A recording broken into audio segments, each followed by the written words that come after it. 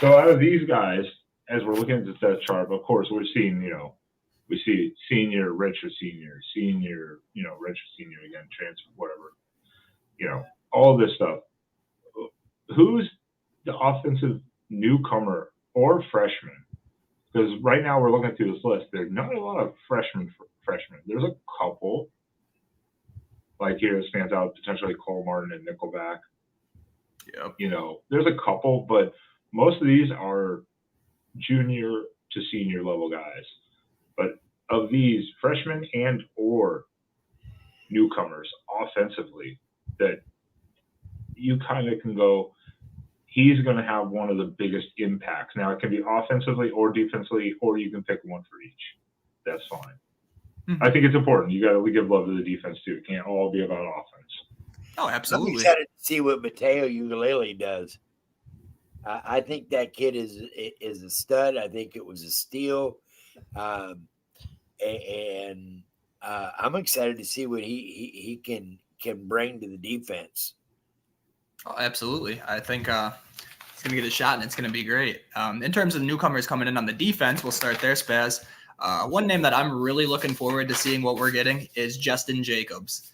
So this man, linebacker transfer from Iowa, we all know when he came in.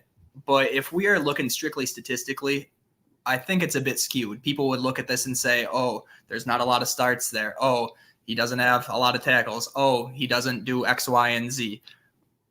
What I think people fail to realize is I don't think Justin has hit his stride yet. I do not think this man has come to realize his full potential on the field. He's on the Butkus Award list for a reason as one of the best 51 linebackers in college football in the eyes of the voters. I think we could be getting an absolute stud there, even though, he might not be a household name to a lot of Duck fans at this point. You have skewed my my original pick. Just look at Kyrie Jackson, because you are correct. Justin Jacobs, he's not a known name because he was injured all of last year. So obviously we're hoping he's full speed. That's kind of the question mark right now. We're going to see it very fast, I think.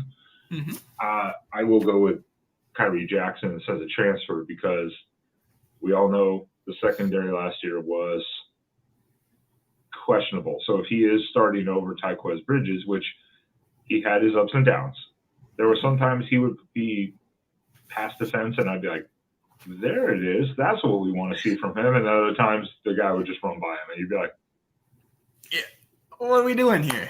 Yeah. So I think the cornerback I'm going to go with the cornerback. I want to see if Kyrie Jackson can be that next, like fill in for Christian Gonzalez level, where like no one threw the ball at him. And I think that's an interesting takeaways. Because I view Kyrie Jackson in a very similar light to how I view Justin Jacobs at this point. So Kyrie Jackson's another man.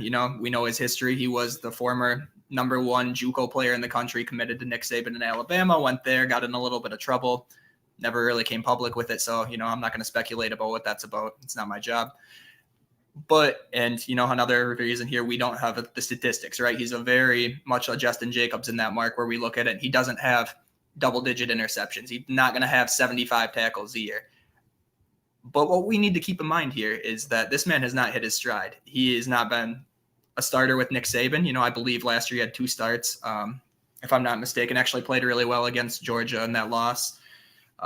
But I think we could definitely see that man hitting his stride. And I think it's also important to note that Kyrie Jackson was someone that Dan Lanning was recruiting at Georgia at the time when he was coming out of high school. This is a name Dan Lanning's very familiar with. Obviously, he went to Alabama and the rest was history.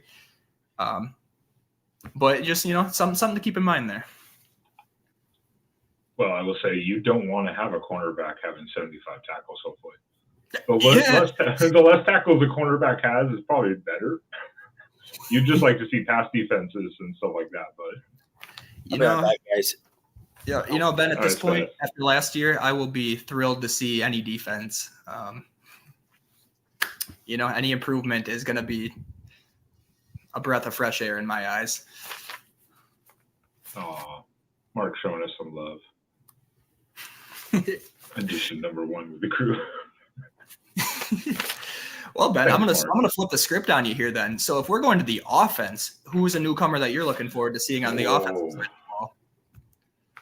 a lot.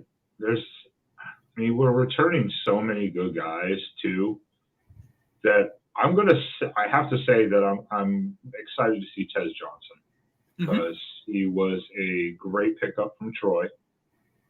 Obviously, he's Bo Nix's adopted brother. Yep. And everyone has said he is supposed to be just the fastest receiver we have. Something that's faster than Troy Franklin, which I'm not going to say it was top end speed, but he might have gone faster even this year. So to give him that type of praise immediately, if I had to pick someone else other than the transfer, because he's a senior, if I had to pick a freshman, and we can stick with red shirt even, I want to see what Kyler Casper does. Does he take the next step? Because he made some good catches last year, but he wasn't featured a lot, of course. Sure. He was just kind of there. So, plus they were, maintaining his red shirt. So he wasn't going to be involved a lot. So now, if you unleash him, is he going to work himself in the rotation? Yeah, and we have the personnel to open it up. I think the way that Trayshawn's going to complement Troy is the same way that Tez is going to complement both, is the same way that Troy is going to complement them all. I think, it really opens up that secondary a little bit. And when you can take the top off the defense with the wheels, like we see in, Tez Johnson in specific here, you can really create a lot of disruption. And I'm with you. I'm really excited to see what that is. I share the same anticipation for Kyler Casper as well. I think, just hearing what we do out of camp and such, I think he could be ready to take that next step. And from a fan perspective, it's all speculation until we see it on the field. But I think there's a lot of potential and a lot of hype in that wide receiver room around Kyler Casper. So I'm excited to see if this is the year he takes that step. Yeah, because those two are, I don't think, unless we have specific sets, I don't think we're going to see a lot from Kenyon Sadiq. Tight end, we just have the depth there with the experience. We're going to see Dowdell, I'm sure. Undoubtedly. We will see him in the rotation at some point, but the three in front of him, of course, that's hard to steal the spotlight from him because even Jordan James, he was that power back last year in that short distance. And he was phenomenal. Yeah, so absolutely phenomenal.